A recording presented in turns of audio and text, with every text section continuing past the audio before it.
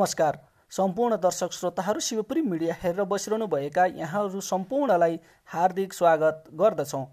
तपाईहरूमाझ आज हामी विभिन्न खोजमूलक सामग्रीको भिडियोहरू लिएर उपस्थित हुने क्रममा आज हामी यस्तो एउटा भिडियो लिएर यहाँहरूमाझ उपस्थित भएका छौँ। दर्शक श्रोताहरू, तपाईहरूमाझ आज मैले चाहिँ कृषिमा भइरहेको गतिविधिलाई समावेश गरेर कृषि फर्मको तरकारी खेती सम्बन्धी भिडियो लिएर उपस्थित भएको छु। दर्शक श्रोताहरू, यहाँहरू यो भिडियो अन्तिमसम्म हेरेर साथ दिनुहोला। र तपाईहरूमाझ आज मैले काठमाडौँ जिल्लाको तारकेश्वर नगरपालिका वडा नम्बर 7 मा रहेको एमडिएस एग्रो फार्म हाउसमा म आइपुगेको छु। आज तपाईहरूलाई एमडिएस एग्रो फार्म हाउस के छ, यहाँ तरकारी खेती लगायत एमडिएस फार्म हाउस कसरी चलिरहेको छ, यहाँ कसरी चाहिँ सञ्चालन भएको छ, यो विषयमा आज हामी यहाँ के तरकारी खेती भइरहेको छ, यहाँ बोट बिरुवा लगायत यहाँ तरकारी खेतीका यो नर्सरीहरू लगायत यहाँ के रहेका छन्, यसको सम्बन्धमा रहेर आज हामी यहाँ यस एमडिएस एग्रो फार्मका निर्देशक हामी होमबहादुर भुषालसँग गरिएको कुराकानी यहाँहरूलाई आज हामी देखाउन गइरहेका छौँ। दर्शक श्रोताहरू, यहाँहरूलाई हामीले यहाँ प्रस्तुत गरेको भिडियो कस्तो लाग्छ, आफ्नो प्रतिक्रिया सल्लाह सुझाव र हाम्रो च्यानललाई लाइक कमेन्ट र सब्सक्राइब सेयर गरिदिनु हुन अनुरोध गर्दछु। नमस्ते,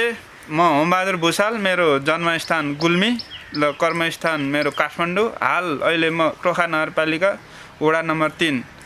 सूर्यदर्शन हाइटमा बस्दछु भने पेसाको हिसाबले म कृषि व्यवसायमा आबद्ध छु र हाल यो एमडिएस एग्रो फार्म हाउसमा एज कृषि निर्देशकको हिसाबले यहाँ आफ्नो भूमिका सञ्चालन गरिरहेको छु। तपाईँ यहाँको एमडी कृषि फर्मको चाहिँ निर्देशक हुनुहुँदैछ। यो तपाईँहरूले कहिलेबाट चाहिँ यो कृषि व्यवसाय यहाँ चाहिँ यो तरकारी खेती लगायत यहाँ विभिन्न बिरुवाहरू तरकारीका यो चाहिँ कहिलेबाट सुरुवात गर्नुभएको? व्यक्तिगत रूपमा मैले कृषि व्यवसाय ब्याचलर थर्ड इयर पछि विगत 7-8 वर्ष समयदेखि मैले व्यक्तिगत रूपमा यो कृषि व्यवसाय अगालिको अवस्था थियो र जुन अनुभव जुन ज्ञानको हिसाबले व्यक्तिगत रूपमा कृषि उत्पादन क्षेत्रमा भन्दा सामूहिक रूपमा एउटा कम्पनी मोडल या सहकारी मोडलबाट धेरै राम्रो गर्न सकिन्छ भनेर हामीले अहिले एमडिएस एन्जल इन्भेस्टमेन्ट कम्पनी मार्फत एमडिएस एग्रो फार्म द्वारा अहिले हामीले एउटा उत्पादनको अभियानसहित एउटा विद्यालय स्तरको विद्यार्थीहरूलाई एउटा उत्पादनमूलक ज्ञान दिने उद्देश्यले एउटा एकाडेमीको हिसाबले हामीले यहाँ यो फार्म हाउस स्थापना गरेका छौँ भने दोस्रोमा हामीले जब यहाँ उत्पादित वस्तु र उत्पादित प्रशिक्षित मानव संसाधनलाई हामीले भोलिका दिनमा हाम्रो गाउँ बाँझा जमिन गाउँ पहाडका बाँझा जमिन र त्यहाँ खेर गइरहेको श्रम शक्तिलाई समुचित व्यवस्थापन गरेर उत्पादनको अभियानसहित उद्देश्यले अभियानसहित हामीले यो फार्म हाउस स्थापना गरेका छौँ। तपाईहरूले अहिले यो एमडी एग्रो फार्म भन्नुभयो, अहिले तपाईहरूले यहाँ चाहिँ कति रोपनी जग्गामा के चाहिँ तरकारीहरू के बालीहरू लगाइरहनु भएको छ, यो बारे बताइदिनुहोस् न। हामीले यो एमडिएस एग्रो फार्ममा झन्डै 2 वर्ष अगाडि हामीले कम्पनी स्थापना गरेर झन्डै 2 वर्ष समयदेखि हामीले यो अवधारणा बनाउँदै गर्दा विगत माघबाट हामीले गएको 2066 साल माघ महिनाबाट औपचारिक रूपमा हामीले यहाँ जग्गा लिजमा लिएर हामीले यो एमडिएस एग्रो फार्मको औपचारिक कार्य सञ्चालन गरेका छौँ भने हाल यहाँ हामीले विभिन्न किसिमबाट हाइजेनिक तहबाट हामीले अथवा स्वस्थ बिरुवा उत्पादन गर्ने उद्देश्यले हामीले एउटा आधुनिक सेड हाउस भित्र बिरुवा उत्पादन गर्ने र त्यो बिरुवाहरू हामीले बिक्री वितरण पनि गर्ने र त्यो बिरुवाद्वारा हामीले उत्पादन पनि गर्ने, जुन उत्पादन गर्ने प्रक्रियामा हामीले प्राङ्गारिक प्रविधिलाई हामीले आत्मसात गरेका छौँ। यहाँ रासायनिक विषादी मुक्त खाद्य वस्तु हाम्रो फार्म हाउसमा उत्पादन हुन्छ। हामीले स्वच्छ सफा एउटा मानव हितको लागि स्वास्थ्यको हिसाबले पनि आफू र एउटा आम जनतालाई मध्यनजर गरी हामीले त्यो खालको तरकारी बालीहरू उत्पादन गरेका छौँ। जुन तरकारी बालीहरूमा तत्कालको लागि हामीले फर्सीको मुन्टा, रायोको साग, घिरौँला, तिते करेला, लौका लगायतका उत्पादनहरू लिइसकेर हाम्रो उत्पादन यो तारकेश्वर नगरपालिका मनमैजु स्थित एन्जल मार्टद्वारा हामीले बिक्री वितरणको व्यवस्था पनि मिलाइसकेका छौँ। तपाईँले यहाँ उत्पादन गर्नुभएको तरकारीहरू के विशुद्ध अर्ग्यानिक रहेको छ र अहिले तपाईँले मलाई बताइदिनुहोस् न यो कति रोपनी जग्गामा गर्नुभएको छ र भविष्यका तपाईँका योजनाहरू के छ, के उत्पादन गर्ने छ, जस्तै यसमा अरू यो कृषि फर्मसँग जोडेर अरू व्यवसायहरू के कस्तो गर्ने योजनामा रहनुभएको छ कि के छ, यो बारे सब कुरा बताइदिनुहोस् न। धन्यवाद मित्र। अब हामीले यहाँ कृषि व्यवसाय सुरु गर्दै एउटा अहिले विद्यालय स्तरको विद्यार्थीहरूलाई एकाडेमिक शैलीमा उनीहरूलाई एउटा करिकुलम मार्फत एउटा कृषिमा उत्पादनमूलक शिक्षा दिने उद्देश्यले यो स्थललाई प्रयोग गर्दै झन्डै 35 रोपनी जमिन हामीले प्रयोग गरेका छौँ भने भविष्यमा हामी यसबाट सिकेर ज्ञान लिएर दिएर विद्यालय स्तरका विद्यार्थीहरूलाई हामीले देशमा पनि कृषि व्यवसाय गरेर बाँच्न सकिन्छ अथवा कमाउन सकिन्छ, देशको सेवा गर्न सकिन्छ भन्ने धारणाको विकास गरी उनीहरूलाई नै भविष्यमा हामीले हाम्रा गाउँठाउँका पाखा पखेराहरू उत्पादनमूलक क्षेत्रहरूमा उत्पादन बढाई त्यो उत्पादन राष्ट्र तथा अन्तर्राष्ट्रिय हिसाबले हामीले उत्पादनको बजार व्यवस्था उत्पादन र बजार व्यवस्था मिलाएर काम गर्ने वातावरण सोच शैलीका साथ हामीले काम गरिरहेका छौँ।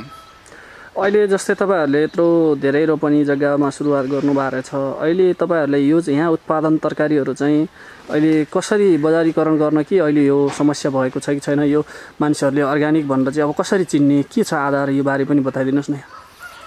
एकदमै महत्त्वपूर्ण कुरो र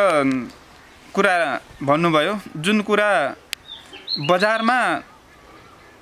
यावत तरिकाले छरपष्ट हिसाबले र कुनै पद्धति र प्रणाली बिना हाम्रा तरकारीहरू उत्पादन हुने र बजारको वितरणमा पनि त्यस्तै खालको अवस्था भएको हुँदा हामीलाई एउटा चुनौती छ। जुन चुनौती हामीले पूर्ण आत्मविश्वासका साथ तपाईँहरू आउनुहोस्, हाम्रो फार्म हाउस हेर्नुहोस्, हामीले प्रयोग गरेका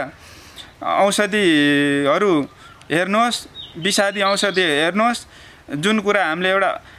तपाईँहरूलाई लाइभ कसरी उत्पादन गरेको हौँ भन्ने कुराहरू हामीले देखाउन पनि सक्छौँ र हाम्रो एउटा समूह छ, जुन समूह एउटा नेटवर्कभित्र हामीले हाम्रो जनताहरूलाई अथवा हाम्रा साथीभाइहरूलाई, हाम्रा आमा बुवा दाजुभाइ दिदीबहिनीहरूलाई हामीले विश्वस्त पारेर एन्जल मार्टद्वारा हाम्रो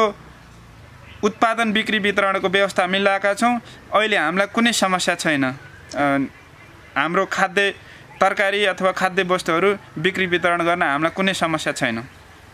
भनेपछि तपाईँहरूको आफ्नै नेटवर्कभित्र सञ्चालन गर्नुभएको छ। अहिले जस्तै नेपालमा कृषि क्षेत्रबाट धेरै युवा पुस्ताहरू विदेशी रहेको अवस्था र कृषि क्षेत्रबाट धेरै मानिसहरू चाहिँ आकर्षित भन्दा पनि आकर्षित नभइरहेको अवस्थामा तपाईँ यो विषयमा, यो कृषि क्षेत्रमाबाट चाहिँ कसरी आम्दानी गर्न सकिन्छ, कसरी व्यावसायिक बन्न सकिन्छ, यसबारे के भन्न चाहनुहुन्छ? पक्कै पनि कृषि क्षेत्र एउटा सामाजिक जिम्मेवारीपूर्ण सहितको एउटा व्यवसाय हो। जुन व्यवसाय अहिले हाल भइरहेको अवस्थामा टुक्रे खेतीमा हामी जानु हुँदैन। हामीले चाक्लाबन्दी अथवा चाक्लाबन्दी तहमा हामीले उत्पादन तहमा जानुपर्छ। हो, पक्कै पनि कृषि क्षेत्रमा आकर्षण भन्दा पनि आकर्षण एउटा ठाउँमा छ, उत्पादन एउटा ठाउँमा छ, बजार व्यवस्थापन र त्यहाँको अन्य कुराहरू व्यवस्थापन गर्न नसक्दा यावत किसान दाजुभाइ यसबाट पीडित पनि हुनुहुन्छ। जुन पीडित भएको कुरासित हामीहरू अप्ठ्यारो नमानिकन अब हामी सामूहिक रूपमा चाक्लाबन्दी खेती प्रणालीमा जानपर्छ। नीतिगत रूपमा पनि यो कुरा सम्बोधन हुँदैछ भइरहेको अवस्थामा अब हामीले कृषिलाई व्यक्तिगत रूपमा टुक्रे खेती रूपमा होइन चाख्लाबन्दी रूपमा सामूहिक रूपमा अथवा सहकारी मोडल अथवा कम्पनी मोडलद्वारा उत्पादनमा जोड्यौँ जुन उत्पादन व्यावसायिक रूपमा उत्पादन होस् जबकि कुनै ठाउँमा तरकारी अथवा काउली फल्छ भने त्यहाँ 2-4 ट्रक काउली उत्पादन होस् काँक्रा फल्छ भने त्यहाँ प्रत्येक हप्तामा 2-4 ट्रक उत्पादन होस् त्यहाँ तिते करेला फल्छ भने 2-4 ट्रक उत्पादन होस् यसरी विविध किसिमका उत्पादनहरूलाई मास बेसमा ठुलो परिमाणमा उत्पादन गरेर गर्न सकियो भने पक्कै पनि कृषि व्यवसायमा आकर्षण छ यसमा मजा छ यसमा हामीले आर्थिक हिसाबले पनि उन्नति गर्न सक्छौँ सामाजिक प्रतिष्ठा सहितको आम्दानी गर्न सक्छौँ। तपाईँ अहिले जुन यो नेपाल सरकारले पनि अहिले कृषिमा धेरै यो अहिले स्थानीय सरकार प्रदेश सरकार र सङ्घीय सरकार रहेको छ यो अवस्थामा अहिले कृषिमा पनि नेपाल सरकारका धेरै अनुदानका कार्यक्रमहरू पनि आइरहेको विभिन्न ठाउँमा अनुदानका कार्यक्रमहरू पनि चलिरहेको हामीले सुन्छौँ र नेपाल सरकारले अनुदानका कार्यक्रमहरू पनि ल्याइरहेका छन् र यो अनुदानको कार्यक्रमले चाहिँ तपाईँलाई छोएको छैन तपाईँले त्यस्ता कार्यक्रमबाट केही प्रभावित लिनुभएको छैन जस्तै नेपाल सरकारका अनुदानका कार्यक्रमहरू यहाँका स्थानीय तहहरूबाट के छ यो बारे बताइदिनुहोस् न। पक्कै पनि राम्रो प्रश्न गर्नुभयो भेटवालज्यू। अब नेपालमा उत्पादन गर्ने वास्तविक किसानले भन्दा पनि बिचमा बसेर बदमासी नियतले काम गर्ने मान्छेहरूले बढी फाइदा लिएको अवस्था छ जुन अवस्था अब बिस्तारै हाम्रा स्थानीय तह प्रदेश संरचना र सङ्घीय संरचनाले एउटा नीतिगत रूपमा प्रत्यक्ष रूपमा लाभ हुने गरी होमवर्क गरिरहेको छ उत्पादनमूलक हुने किसानहरूलाई त्यो कुरा स्वागतयोग्य छ त्यसमा हामी खुसी छौँ र भविष्यमा आम उत्पादनकर्ता अथवा किसान वर्गहरूले आफूले अनुभूति हुने गरी राज्य तहबाट सम्बोधन हुने अपेक्षा पनि गरेका छौँ र हुने पनि छ भन्ने आत्मविश्वास छ भने हाल हामीले एमडिएस एन्जल एग्रो फार्ममा कुनै पनि सरकारी सुविधा अनुदान लिएका छैनौँ र भविष्यमा हामीले यसमा आवश्यक पर्दा सरकारले विभिन्न किसिम र तह संरचनाबाट अब अनुदानका कार्यक्रम घोषणा गर्दै गर्दा त्यसको निश्चित रूपमा हामीले पनि लिने अपेक्षासहित यो कार्यक्रम अथवा गतिविधिहरू अगाडि बढाएका छौँ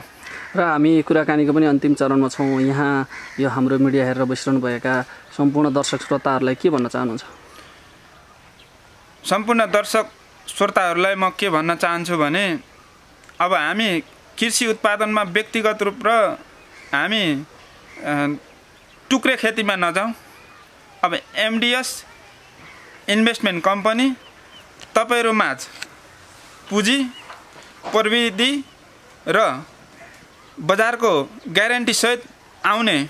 तयारीमा छौँ जुन तयारीमा हुँदै गर्दा तपाईँहरू पनि तयार हुनुहोस्। जुन उत्पादन गर्ने विभिन्न स्थानीय तहका संरचनाहरू र विभिन्न कृषि किसान समूहहरू विभिन्न सहकारी समूहहरूले एउटा सामूहिक रूपमा कृषि कर्म गरेर हाम्रो MDS farm house agro farm हाउससँग सहकार्य गर्न सक्नुहुन्छ भन्न चाहन्छु।